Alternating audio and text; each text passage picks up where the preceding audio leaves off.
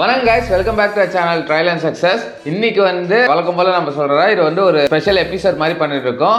இப்படின்னா செலிப்ரேட்டிங் தி லெஜெண்ட் கமலஹாசன். அவரோட படத்துல ஒரு படத்தை எடுத்துட்டு வாரம் அந்த படத்துல இன்ட்ரெஸ்டிங் ஃபேக்ட்ஸ் இப்படி வந்தது, கமல் இந்த படத்துக்காக என்னென்ன பண்ணியிருக்காரு. நிறைய பேர் அவர் படத்தெல்லாம் பிரேக் டவுன் பண்ணுவாங்க. ஆனா பிரேக் டவுன் தாண்டி அந்த படம் இப்படி வந்தது, அந்த படத்துக்குள்ள என்னென்ன இன்ட்ரெஸ்டிங் ஃபேக்ட்ஸ் இருக்கு, என்ன அதை புதுசா பண்ணியிருக்காரு, எவ்வளவு பாக்ஸ் ஆஃபீஸ் கலெக்ஷனா இருக்கு, இப்போ இந்த படம் எங்க அவைலபிள் இருக்கு, அதை பத்தி பேசுறேன் மேஜரா இந்த கான்டெக்ஸ்ட். இதுக்கு முன்னாடி நாங்க 4 படம் பண்ணிட்டோம். உங்களுக்கு பார்க்கலனா அந்த 4 படத்தையும் நாங்க தம்ப்நெயில்ல வைக்கிறோம். ஆல்ரெடி என்னென்ன படம் பண்ணிருக்கோம்னா குருதி புனல், இந்தியன், சத்யா மற்றும் தெனாலி பண்ணிட்டு இப்போ 5வது படமா எனக்கு ரொம்ப ஃபேவரட், எல்லாரும் செலிப்ரேட் பண்ண ஒரு படம் ஹேராம். 2000ல ஹேராம், அந்த படத்தை பற்றி தான் பார்க்க போகிறோம். நீங்கள் எங்கள் சேனல் ஃபஸ்ட் டைம் இருந்தால் மறக்காம ட்ரையல் அண்ட் சக்சஸ் சேனலுக்கு சப்ஸ்கிரைப் பண்ணுங்கள். இந்த மாதிரி வீடியோஸ் நிறைய உங்களுக்கு வந்துட்டே இருக்குது. டைம் வேஸ்ட் பண்ணாமல் வாங்க வீடியோக்குள்ளே போகலாம்.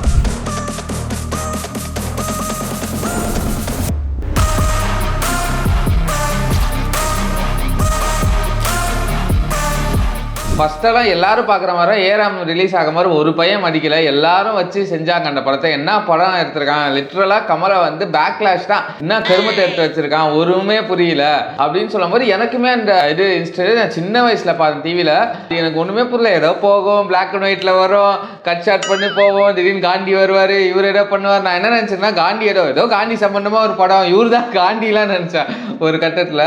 ஆனால் கொஞ்சம் நம்மளுக்கு மெச்சூரிட்டி படம் பார்க்குற விதமே நம்ம மாறினதுக்கு அப்புறம் ஹேராம் நான் பார்த்தோன்னே சே என்னடா இது, என்ன மாதிரியான படம் அப்படின்னு எனக்கு ஒரு ஃபீல் இருந்தது. நான் இப்பயும் சொல்றேன், இந்தியாவில் the best, one of the best made film என்ன கேட்டால் அன்டவுட்லி நான் இந்த படத்தை தான் சொல்லுவேன். அந்த மாதிரியான ஒரு படம் தான். அந்த படத்தை அவர் எடுத்த விதம், அதை சுற்றி இன்ட்ரெஸ்டிங் ஃபேக்ட்ஸ் என்னென்ன இருக்குன்னு பாயிண்ட் பை பாயிண்டாக நம்ம பார்ப்போம். ஃபர்ஸ்ட் இந்த படம் 2000ல ரிலீஸ் ஆயிருக்கு. இது கமலே டைரக்ட் பண்ணாரு. ஆக்சுவலாக இதான் கமலோட ஃபர்ஸ்ட் டைரக்ஷனல். இது வரைக்கும் நிறைய பேருக்கு புரியும், எனக்குமே தெரியாது. நான் என்ன நினைச்சேன், கமல் இதுக்கு முன்னாடி படம்லாம் டைரக்ட் பண்ணியிருக்காரு அப்படின்னு தான் நினைச்சேன். ஆனால் இல்லை, அவர் டைரக்ட் பண்ணல ஃபர்ஸ்ட் படம். ஆக்சுவலாக கமல் நம்ம நினைக்கிற மாதிரி கமல் நிறைய படம் டைரக்ட் பண்ணியிருப்பார் போல, நிறைய படம் டைரக்ட் பண்ணியிருப்பாரு, பேர் வேற இருக்கும். ஆனால் ஒஃபிஷியலாக அவர் பேர் போட்ட டைரக்ட் பண்ண படத்தில் ரொம்ப கம்மியான படம். அதில் ஃபர்ஸ்ட் படமாக ஹேராம் தான். இதில் story, screen play, dialogue, direction எல்லாமே கமல் தான் பண்ணுவார். அது இல்லாமல் நடித்து ப்ரொடியூஸும் பண்ணியிருப்பார், ராஜ்கமல் தான் ப்ரொடியூஸ் பண்ணியிருப்பாங்க. இந்த படத்தோட மொத்த பட்ஜெட் அந்த காலத்தில் 11 crore செலவு பண்ணியிருக்காரு. ஆக்சுவலாக இந்த படம் இப்படி ஆரம்பிச்சார்னா, அவர் மருதநாயகம் எடுத்துகிட்டு இருந்தார். 98லேருந்து அந்த 2000 கேப்பில் எந்த படமே அவர் பண்ணுறது இல்லை. ஏன்னா மருதநாயகத்திலே கான்சன்ட்ரேட் பண்ணிட்டு இருந்தார். அது ஒரு ஹிஸ்டாரிக்கல் ஃபிக்ஷன். ஆனால் அவருக்கு ஒரு போடிய பட்ஜெட் இல்லாமல் என்ன பண்ணணும் நிர்ணயிச்சு அந்த படம் அந்த 3 வருஷமும் வேஸ்ட் ஆயிடுச்சு லிட்ரலாக. அந்த கேப்பில் அவர் நடிச்ச ஒரே ஒரு படம் காதலா மட்டும்தான், வேற எந்த படமே நடிக்கல. அதுக்கப்புறம் தான் சரி ஓகே ஹேராம் போடலாம், ஏன்னா அவருக்கு ஆல்ரெடி வச்சிருந்த காசு எல்லாத்தையுமே அந்த மதுரநாயகத்தில் செலவு பண்றாரு. ஹேராமுக்கும் பண்ண முடியாதுன்னா நடுவில் காதலா போட்டு நல்லா சம்பாரிச்சு அந்த விட ப்ராஃபிட்டா அப்படியே ஹேராம்ல கொண்டு டைரக்ட் பண்ண ஒரு படமாரா இந்த ஹேராம் இருந்துச்சு. ஹேராம் என்னன்னா இதுவுமே ஒரு ரொம்ப பயங்கரமான அட்டம் தான். மருதநாயகம் நம்ம நினைச்சோம், மருதநாயகம்க்கு ஈக்குவலான ஒரு அட்டம் தான் இது. ஆக்சுவலா இந்த ஹேராமே ஃபர்ஸ்ட் நம்ம கமல் கே.எஸ். ரவிக்குமார் தான் டைரக்ட் பண்ண சொல்லி கேட்டிருக்காரு. இந்த மாதிரி கே.எஸ். ரவிக்குமார் சார் நீங்க பண்ணுங்கன்னு கிளம்புறாரு. இல்ல நம்மளுக்கு செட் ஆகாது. அவர் அப்பதான் படையப்பா முடிச்சுட்டு ஃப்ரெஷ்ஷா வராரு. நம்மளுக்கு கடையை கேட்டது ஐயோ இது என்ன இப்படி இருக்கு கடைன்னு சொல்லிட்டு போயிட்டாரு. அப்புறம் சந்தான பாரதி தான் ஏன் இதுதான் கரெக்டான படம், அவர் என்னன்னா நான் மருதநாயகத்துல தான் டெபியூட் பண்ணுவேன் அப்படின்னு ஒரு இதுல இருந்தது. இல்ல இந்த படமே ஒரு நல்ல படம் தான், சந்தான பாரதி அவர் தான் நீனே எடுன்னு சொல்லி அவரை இது பண்ணி அவர் ஸ்டண்டா இருந்திருப்பாரு. அப்படி ஆரம்பிச்சிடறான் இந்த ஹேராம் படம். அவரே பண்ணி அவரே டைரக்ட் பண்ண ஃபர்ஸ்ட் டைரக்ஷனல் படம் இதுதான். அந்த இப்படி ஃபார்ம் ஆச்சு, எந்த வருஷம் வந்தது அப்படின்னு. இது என்னன்னா பைலாங்குவல், ஹிந்தி மற்றும் தமிழ் ஹிந்தி டைலாக்ஸ் வேற ஒருத்தர் எழுதியிருப்பாரு, மீதி எல்லாம் அப்படியே தான். ஆக்சுவலா ஷார்ட் பண்ணதும் 2 தடவை, சில சீன்ஸ்லாம் க்ளோஸ் அப் ஷாட்ஸ்லாம் 2 தடவை பண்ணியிருப்பாங்க, அந்த மாதிரி தான் இருக்கும். நெக்ஸ்ட் இந்த படத்தோட க்ரூ ஆக்சுவலாக நம்ம ஆல்ரெடி சொன்ன மாதிரி இது ஒரு பைலாங்குவலாக பார்க்கும்போது அவர் ஹிந்தி தமிழ் ஆக்டர்ஸ் மிக்ஸ் பண்ணி தான் எடுத்திருப்பாரு. மோஸ்ட்டாக இதில் ராணி முகர்ஜி தான் ஹீரோயின் பண்ணியிருப்பாங்க. அவங்க நடித்த ஒரே தமிழ் படம் இதுதான். அதே மாதிரி ஷாருக் கானோட தமிழ் டெபியூ, அவரும் ஒரே படம் நடிச்சாரு, ஆனால் தமிழ் டெபியூ. அதுக்கு அதை தாண்டி ஹேமமாலினி நடிச்சிருப்பாங்க. அந்த டைம்ல ஹேமமாலினி கமல் சொன்னதுக்காக ஒரே வார்த்தைக்காக நடிச்சாங்க. சிங்கர் வசுந்தரா அவங்களோட டெபியூவா இருக்கும். அதே மாதிரி ஒரு மராட்டி ஆக்டர் நடிக்கணும்னு வச்சிருந்தாரு அபிநங்கர் கேரக்டர்ல. பட் அது எந்த அட்டுல் குல்கர்னி நடிச்சு அவர் வேற லெவல். அது அப்புறமா பாப்பா அவரை பத்தி தனியாவே. அதை தாண்டி வாலி நடிச்சிருப்பாரு. இந்த மாதிரி ஒரு பயங்கரமான ஒரு கேஸ்ட் அண்ட் க்ரூ கூட தான் போயிருப்பாரு. கிட்டு அவங்கலாம் கூட நடிச்சிருப்பாங்க. எல்லாரும் சொன்ன மாதிரியே என்னன்னா இந்த படத்துல எல்லா ஆக்டரும் அவங்களோட ஓன் வாய்ஸ்ல தான் தமிழ் மற்றும் ஹிந்தி வந்து டப் பண்ணியிருப்பாங்க. யாருமே வந்து டப்பிங் ஆர்டிஸ்ட் கிடையாது, இன்க்ளூடிங் ஷாருக் கான். எல்லாமே ஷாருக் கானுமே அவரோட ஓன் வாய்ஸ்ல தான் தமிழ்லையும் டப்பிங் பண்ணியிருப்பாரு. ஹிந்திலையும் இங்கேருந்து போனாங்க எல்லாருமே ஹிந்திலையுமே அவங்கவுங்க வாய்ஸ் தான் பண்ணாங்க. இது ஒரு இன்ட்ரெஸ்டிங்கான ஃபேக்ட். இங்கே வந்து டப்பிங் ஆர்டிஸ்ட் யாருமே கிடையாது இந்த படத்தில், எல்லாருமே அவங்கவுங்க வாய்ஸ் தான் பண்ணாங்க. அதே மாதிரி எல்லாரும் தெரிஞ்ச விஷயம்னா இந்த படத்துக்காக ஷாருக் கான் வந்து சம்பளமே வாங்கல. அதுக்கு பதிலாக அவர் வந்து இந்த படத்தை வந்து ஹிந்தியில் வந்து ப்ரெசென்ட் பண்ணார், அவரோட ரெட் சீரிஸ் என்டர்டைன்மெண்ட்ல ப்ரெசென்ட் பண்ணார். அது எல்லாருக்குமே தெரிஞ்ச விஷயம். பட் ஸ்டில் ஒரு இன்ட்ரெஸ்டிங் ஃபேக்டாக நாங்கள் கொண்டு வரோம். அதே மாதிரி மூணாவது இன்ட்ரெஸ்டிங் ஃபேக்ட் என்னன்னா இந்த படத்தோட ஃபர்ஸ்ட் டைட்டில் வந்து ஹேராம் கிடையாது. இந்த படத்தோட ஃபர்ஸ்ட் டைட்டில் வந்து சத்திய சோதனை தான் வச்சிருந்தாரு. ஏன்னா வந்து இந்த ஸ்டோரியே வந்து எப்படின்னா காந்தியை எதிர்க்கிறவங்களுக்கு இருக்கிற மாதிரி படம் ஆரம்பிக்கும். ஆனால் அதுக்கப்புறம் அப்படியே வந்து அதோட கருத்து வந்து மாறி it is a Gandhian film மாதிரி முடியும். ஆக்சுவலாக ஜென்ரலாகவே நம்ம நாட்டில் வந்து ஒரு கருத்து இருக்கு, ஒரு செட் ஆஃப் பீப்புள் கிட்ட காந்தி வந்து நல்லவர் கிடையாது அப்படின்னு எனக்குமே அந்த பாயிண்ட் இருந்தது. எனக்குமே அதுக்கப்புறம் நான் பார்க்குறேன் இந்த படம், அதுக்கப்புறம் படிச்சேன்னா காந்தியோட பிரின்சிபல் வந்து இப்படி அடாப்ட் ஆயிருக்கு அப்படிதான். ஏன்னா வந்து கமலே வந்து அவர் ஃபேமிலி எல்லாருமே மகாத்மா காந்தி பிரின்சிபலை ஃபாலோ பண்ற ஒரு ஃபேமிலில இருந்தா வராரு. பட் இவருக்கு அவர் பிடிக்கிறான். ஆனால் லேட்டரான அவரை பற்றி தெரிஞ்சு அதுக்கப்புறம் வந்து இந்த படத்தை எடுக்கணும் அந்த ஒரு மோட்டிவ்காக இந்த படம் எடுத்தாரு. அதுதான் இந்த வந்து சத்திய சோதனையில இந்த படம் ஹேராமா மாறிச்சு. இந்த ஹேராம் வார்த்தை எங்கன்னு வந்தா காந்தி சாகும் போது கடைசியா சொன்ன வார்த்தை வந்து ஹேராம். ஸோ ஓகே இந்த டைட்டிலே நம்ம வச்சா பர்ஃபெக்டா இருக்கும் அப்படின்னு சொல்லி தான் இந்த படத்தோட டைட்டில் வந்து ஹேராம்னு வந்தது. இது ஒரு இன்ட்ரெஸ்டிங் ஃபேக்ட். அடுத்த ஒரு இம்பார்ட்டன்ட் ஃபேக்ட் என்னன்னா இந்த படம் வந்து என்ன ஜானரில் வரும்னா இது வந்து ஆல்டர்னேட் ஹிஸ்ட்ரின்னு ஒரு ஜானரில் வரும். இந்தியாவில் வந்து ஆல்டர்னேட் ஹிஸ்ட்ரியில் ஒன் ஆஃப் தி ஃபியூ ஃபிலிம்ஸில் இது எனக்கு தெரிஞ்சு, நான் தப்பா சொல்லிங்களா கரெக்ட் பண்ணுங்க, தமிழ்ல வந்த ஒரே ஆல்டர்னேட் ஹிஸ்ட்ரி. அதுக்கப்புறம் விஸ்வரூபம் வந்துரு, பட் ஸ்டில் அதுவும் கமல் தான் பண்ணாரு. ஆல்டர்னேட் ஹிஸ்ட்ரியில ஃபர்ஸ்ட் படம் இதுதான். எனக்கு தெரிஞ்சு இந்தியாவிலே ஆல்டர்னேட் ஹிஸ்ட்ரியில வந்த ஒரே படம். ஆல்டர்னேட் ஹிஸ்ட்ரினா ஒண்ணுமே கிடையாது. ஃபார் எக்ஸாம்பிள் இப்போ ஏறாமே எடுத்தீங்கன்னா காந்தி அசசினேஷனை வச்சு தான் இந்த மொத்த படமே பில்ட் பண்ணியிருப்பாங்க. நம்ம இந்தியா பாகிஸ்தான் வந்து பிரிஞ்சது இப்படி இண்டிபெண்டன்ஸ் அப்படின்னு வச்சு தான் இருக்கும். அதுல வந்து ஒரு ஃபிக்ஷனல் கேரக்டர் உள்ள வச்சு ஒரிஜினலாக அப்படியே இருக்கும், இந்த ஃபிக்ஷனல் கேரக்டர் மட்டும் உள்ள ஆட் ஆகி அதை சேஞ்சஸ்லாம் பண்ணி அந்த ஹிஸ்ட்ரிக்குள்ள இவர் ஒரு கேரக்டர் அதுக்கேற்ற மாதிரி ஸ்டோரி ரிவல் ஆகிறான். ஆல்டர்னேட் ஹிஸ்ட்ரின்னு சொல்லுவாங்க. என்னன்னா ஒரு எல்லாமே அந்த கேரக்டர்ஸ்லாம் ரியல் கேரக்டர்ஸ் தான், இவர் மட்டும் ஒரு ஃபிக்ஷனல் கேரக்டர் உள்ள நுழைச்சி அதை ஏற்ற மாதிரி படம் எடுப்பாங்க. அதுதான் இந்த ஆல்டர்னேட் ஹிஸ்ட்ரின்னு சொல்ற இது.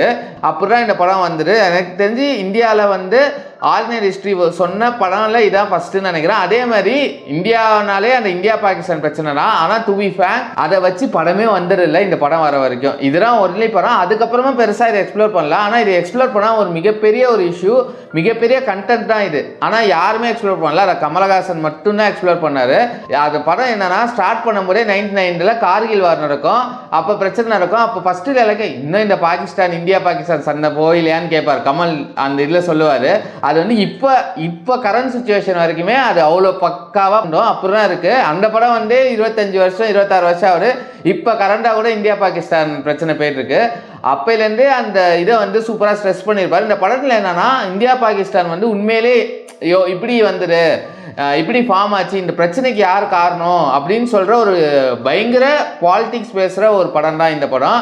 அதே மாதிரி அடுத்த இன்ட்ரெஸ்டிங் ஃபேக்ட்ஸ்னா ரிலீஸ் ப்ராப்ளம். இந்த படம் ரிலீஸ் ஆகும்போது நிறைய பிரச்சனை வந்துரு. ஏன்னா இந்தியா பாகிஸ்தான் பற்றி பேசுற ஒன்று, இது வந்து காந்தியனுக்கு அகேன்ஸ்டா இருக்கிற படம். நிறைய பேர் அப்போஸ் பண்ணாங்க, பார்க்காமலே இன்னொன்று புரியாமலே, அது வேற விஷயம்.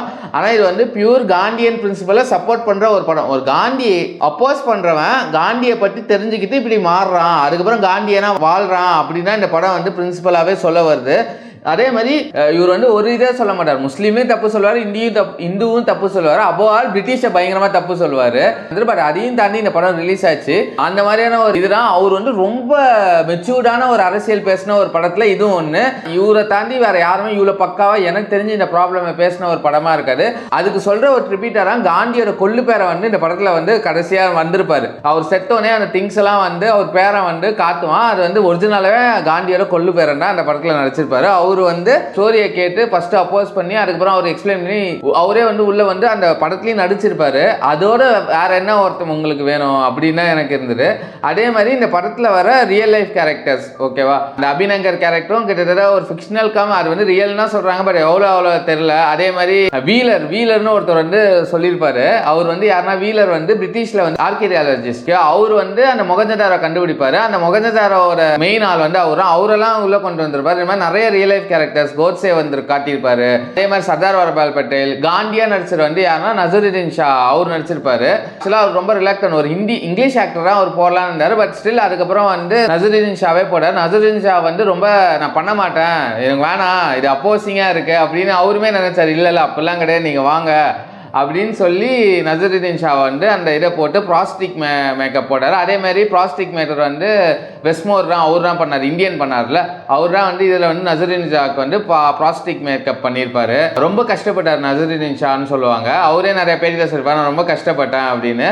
அதை தாண்டி இந்த படத்தில் இன்னொரு அடுத்த ஒரு இன்ட்ரெஸ்டிங் ஃபேக்ட் என்னன்னா, நிறைய சிம்பாலிக் லாங்குவேஜஸ் இருக்கும். ஃபார் எக்ஸாம்பிள் ஒரு யானை வந்து படம் ஃபுல்லாக வந்துட்டே இருக்கும். அந்த யானையை வந்து வேற லெவலில் வந்து நம்ம கேஸ்டிசம் வச்சு பேசியிருப்பாரு.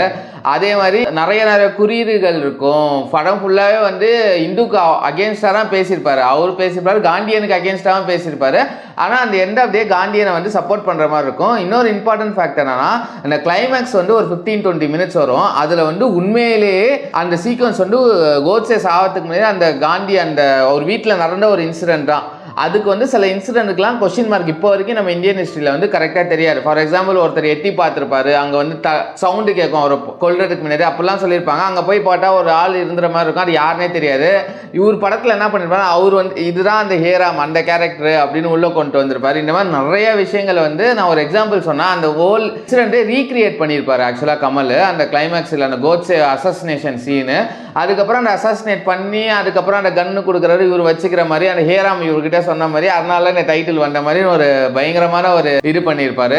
அடுத்தது இந்த படத்தில் இன்ட்ரெஸ்டிங் ஃபேக்ட் வந்து மியூசிக் தான். இந்த படத்தில் வந்து ஃபர்ஸ்ட் வந்து இளையராஜா தான் கம்போஸ் பண்ணியிருப்பாரு மியூசிக். ஆனால் இந்த படத்தில் வந்து இளையராஜா ஃபர்ஸ்ட் இல்லை, எல்லாருக்குமே தெரியும் தான், இது நோன் ஃபேக்ட்ஸ் தான். பட் யார் இது ஃபர்ஸ்ட் இன்வால்வ் ஆயிருந்தாருன்னா எல் சுப்ரமணியன் சொல்லிட்டு ஒரு வைனலிஸ்டா வந்து இதில் வந்து மியூசிக் டைரக்டராக கமிட் ஆயிருந்தாரு. அவர் வந்து ஆல்ரெடி இதுக்கு முன்னாடி ஒரே படம் தான் பண்ணியிருப்பாரு. பட் இவர் வந்து ஒரு ஆர்கெஸ்ட்ரிக்கா போனோம் அப்படின்னு சொல்லிட்டு இவர்கிட்ட கொண்டு வந்திருக்காரு. இவர் வந்து கமிட் ஆகி ஓகே தான் பண்ணிட்டாரு. கமல் தரப்புல என்ன சொன்னார்னா, ஒரு ரீ ரெக்கார்டிங் அப்போ எக்ஸ்ட்ரா 1 கோடி காசு கேட்டாரு. அப்போ வந்து கமல் வந்து அஃபோர்டபிள் இல்லைன்னு சொல்லிட்டு நான் வேற மியூசிக் போயிடலாம் அப்படின்னு வந்துட்டாரு. ஆனால் எல் சுப்ரமணியம் தரப்புல என்ன சொல்றாருன்னா, இந்த படம் ஆன்டி இந்து படம், அதனால நான் படம் பார்த்தேன், எனக்கு அது வந்து ஆன்டி இந்து ப்ரொபகண்டா இருக்கிறதால எனக்கு வந்து பேக்லாஷ் ஆகும், என் கரியரே போயிடும், நான் ஒரு இந்து பிரின்சிபல் ஃபாலோ பண்றேன், அதனால நான் இந்த படம் பண்ண மாட்டேன் அவர் சைடு கருத்து லேட்டரான வச்சாரு. ஆனால் அது எந்த ஆகுது படம் வந்து அவர்கிட்ட போய் இளையராஜா கிட்ட என்ன சொன்னார்னா, நம்ம ஆல்ரெடி நான் ஷூட் பண்ணிட்டேன், நீங்க கம்போஸ் பண்ணுங்க, நான் திருப்பி ரீஷூட் பண்றேன் அப்படின்னு சொல்லும்போது இளையராஜா வேணாம் இது செலவு பண்ணா அப்ப நீங்க அந்த 1 கோடிக்கு நீ இங்க செலவு பண்ணும், நான் என்ன பண்றேன், நான் அந்த பாட்டு விஷுவல்ஸை பாட்டு அதுக்கு ஏற்ற மாதிரி நான் சாங் ரீகம்போஸ் பண்றேன் அப்படின்னு சொல்லி, எனக்கு தெரிஞ்சு ஃபர்ஸ்ட் ரீகம்போஸ் இந்த மாதிரி ஒரு ப்ராஜெக்ட் வந்து இளையராஜா பண்ணிருக்கே மாட்டார். கமல் மோஸ்ட் அந்த லெஜண்ட் கமலுக்காக பண்ண ஒரு படமா தான் நான் பார்ப்பேன். அவர் எல்லாத்தையுமே ரீகம்போஸ் பண்ணியிருப்பார் இந்த படத்துல. வேற லெவல் ஒர்க் தான், எல்லா சாங்கும் ஐகானிக். அது இல்லாம நீ எனக்கு இதுக்காக பண்ண உனக்கு என்ன வேணும் அப்படின்னு கேட்க போய் இளையராஜா என்ன சொன்னான்னா, எனக்காக நான் ஒரு பாட்டு போட்டுக்குவா அப்படின்னு சொல்லி ஒரு பாட்டு ரிக்வஸ்ட் பண்ணி கேட்டு, இப்படி நீ போடுவ இங்க சிச்சுவேஷன் விஷுவல்ஸ்லாம் இல்லை, என்னால் விஷுவல்ஸ் எடுக்க முடியாதுன்னு சொல்ல மாதிரி இருக்கிற விஷுவல்ஸ்ல நான் எனக்காக ஒரு பாட்டு போடுறேன்னு சொல்லி ஒரு பாட்டு போட்டுறேன், இசையில் தொடங்குடாமா. அதுல வந்து இளையராஜாவே லிரிக்ஸும் எழுதியிருப்பாரு. அது வந்து அந்த லவ் போர்ஷன், வசந்தரா லவ் போர்ஷனுக்கு பேக்ரவுண்ட் இதாக யூஸ் பண்ணியிருப்பாரு. One of the best song, என்னோட one of the all time favourite song தான் நான் சொல்லுவேன். பயங்கரமான ஒர்க்கு. அதே மாதிரி இந்த படத்தில் அடுத்த இதுனா இன்ட்ரெஸ்டிங் ஃபேக்ட் என்னன்னா, இந்த படத்துக்கு சினிமாட்டோகிராஃபர் வந்து திரு பண்ணியிருப்பாரு. திரு வந்து ஒரு கமலால் கண்டுபிடிச்ச ஒரு சூப்பரான சினிமாட்டோகிராஃபி தான். இப்போ வந்து one of the most celebrated cinematographer. ஆனால் அப்போ வந்து இதுக்கு முன்னாடி கமல் வந்து ஃபர்ஸ்ட் டைம் வந்து காதலாக்காரால ஒரு சான்ஸ் கொடுத்தாரு. அதுக்கப்புறம் மருதநாயகத்தில் ஒர்க் பண்ணாரு. அது ஸ்லீவ் ஆனால திருப்பியும் கமலுக்கு வந்து இந்த படம் பண்ணி அதுக்கப்புறம் செம்ம ஃபேமஸ் ஆகி இந்தி மார்க்கெட்லாம் போய் திரு ரீச் ஆனாரு. இந்த அவ்வளோ பெரிய ஒர்க் தான் இதில். அது இல்லாமல் இன்னொரு இன்ட்ரெஸ்டிங் ஃபேக்ட்னா, இப்போ ரவி வர்மன் வந்து எல்லாரும் செலிப்ரேட் பண்ணுறாங்க. அவரோட ஃபர்ஸ்ட் டெபியூ ஃபிலிமும் இதுதான். ஆக்சுவலாக அவர் வந்து அசிஸ்டன்ட் சினிமாட்டோகிராஃபராக திருக்கிட்ட சேர்ந்து அப்போ ஒர்க் பிடிச்சி தான் அவரை வந்து வேட்டையாட விளையாடல ஜிவிஎம் கிட்ட வந்து கௌதம் வந்து ரெக்கமெண்ட் பண்ணியிருப்பாரு. அதுதான் இந்த இதோட இன்ட்ரெஸ்டிங் இது. அதே மாதிரி இந்த படம் வந்து 3 நேஷனல் அவார்டு வாங்குச்சு. எது இருக்குன்னா, பெஸ்ட் சப்போர்ட்டிங் ஆக்டருக்காக அப்துல் குல்கர்னி வாங்கினாரு. அதே மாதிரி பெஸ்ட் காஸ்டியூம் டிசைனருக்காக சரிகா வாங்கினாங்க. சரிகா அப்போ வந்து கமலோட வைஃப். அதே மாதிரி பெஸ்ட் விஷுவல் எஃபெக்ட்ஸும் வாங்கியிருக்கு. இப்போ நம்ம சரிகான்னு சொல்லும்போது இன்னொரு ஒரு இன்ட்ரெஸ்டிங் ஃபேக்டர்னா, அந்த படத்தில் வந்து சரிகாரா காஸ்டியூம் டிசைனர், கமலோட வைஃப். அசிஸ்டன்ட் காஸ்டியூம் டிசைனர் யார் பண்ணியிருப்பாங்கன்னா சுத்தியாசன் பண்ணியிருப்பாங்க. அவங்களோட ஃபர்ஸ்ட் ஒரு ஃபிலிம் ரிலேட்டடாக ஒரு டெக்னிக்கலான ஒரு டெபியூ தான் இது. அது இல்லாமல் ஸ்ருதி ஹாசன் இந்த படத்தில் ஒரு சின்ன ரோல் கூட பண்ணியிருப்பாங்க. சர்தார் வல்லபாய் பட்டேலோட ஒரு பொண்ணாக நடிச்சிருப்பாங்க. ஒரு சின்ன ஒரு கேமியோ ரோல் மாதிரி பண்ணியிருப்பாங்க. அது ஒரு சுவாரஸ்யமான ஃபேக்ட். அதே மாதிரி ஆல்ரெடி நான் சொன்ன மாதிரி தமிழ் மற்றும் ஹிந்தி பைலாங்கலாக வந்துரு. அதுக்கப்புறம் தெலுங்குல வந்து டப் பண்ணலான்னு டிசைட் பண்ணிட்டாங்க. மனோ கூட கமலுக்கு வாய்ஸ் கொடுத்தாரு. ஆனால் வந்து படம் வந்து ரிலீஸ் ஆகலை தெலுங்குல. அதே மாதிரி 2004 வந்து இங்கிலீஷில் வந்து ரிலீஸ் பண்ணலாம், கொஞ்சம் இது பண்ணி ஷூட் பண்ணி ரிலீஸ் பண்ணலாம்னு ஒர்க்லாம் ஸ்டார்ட் பண்ணுறாங்க. டைட்டில்லாம் வச்சுட்டாங்க, த ஸ்டோரி ஆஃப் அன் அசாசஸ் சொல்லிட்டு வந்தாங்க. ஆனால் அது பாடியிலே திருப்பி நின்று அந்த படம் ரிலீஸும் ஆகலை. அது ஒரு இன்ட்ரெஸ்டிங் ஃபேக்ட். இந்த படம் வந்து மொத்தம் வந்து 11 கோடி பட்ஜெட், பாக்ஸ் ஆஃபீஸ் கலெக்ஷன் வந்து 8.93 கோடி. ஆக்சுவலாக இது வந்து ஒரு ஆல் டைம் லாஸான படம் தான் கமலுக்கு. பட் அது எண்ட் ஆஃப் தி டே அதில் வந்து எவ்வளோ சம்பாரிச்சாருன்னு அதுக்கப்புறம் தெரியாது. 2020 வந்து ரீரிலீஸ் பண்ணியிருப்பாங்க 20 years ஆஃப் ஏராம்னு. அப்போ பார்க்கும்போது ஒரு கலெக்ஷன் பயங்கரமாக இருந்தாங்க, எல்லாரும் பாராட்டினாங்க. காந்தியோட கொள்ளுப்பேரன் கூட அந்த ஃபங்க்ஷனுக்கு வந்திருப்பாரு. அந்த பற்றி ரேவ் பண்ணாராங்களே கிடையாது. அவர் அப்போ சொல்லியிருப்பார், அப்போ எனக்கு யாரும் இது பண்ணல, ஆனால் இப்போ எனக்கு ரொம்ப சந்தோஷமா இருக்குன்னு சொல்லியிருப்பாரு. அந்த டைமில் அவ்வளோ பிரச்சனை இந்த படம் சந்தித்தாலுமே அந்த வருஷத்தில் இந்தியாவோட ஒஃபிஷியல் என்ட்ரியாக இந்த ஹேராம் தான் வந்து அகாடமி அவார்டில் அந்த வருஷத்துக்கான ஒஃபிஷியல் செலெக்ஷனும் போச்சு. ஏன்னா அந்த மாதிரியான ஒர்க்கு தான் ட்ரூலி ரிசர்விங்கான ஒரு படம் தான். ஏன்னா ஆஸ்கர் கொடுக்கனா பியூர்லி அது வந்து நம்ம ஊர் ஸ்டஃபாக இருக்கணும், அப்போ தான் அந்த ஆஸ்கர் ஜெயிக்கும்.